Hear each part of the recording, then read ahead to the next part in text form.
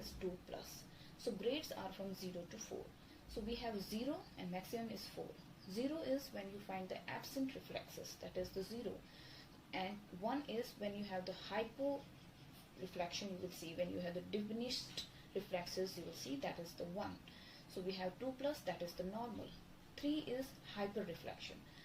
But if you will see the clonus, the repeated activity, repeated contraction of the muscle, that you will see that is the hyper reflection with clonus, that is the 4 plus, and only hyper reflection, that is the 3.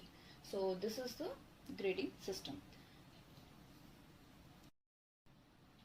So when you will see the hyperflexion, you will see that means the lower motor neuron is involved.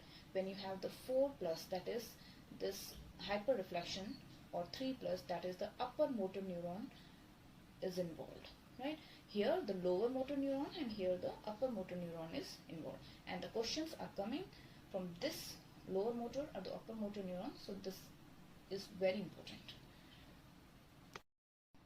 So sometimes the patient becomes so conscious that he's just focused on the reflexes. So what we'll do at that moment, we'll do the reinforcement maneuver, that is the Jen Brasic's maneuver.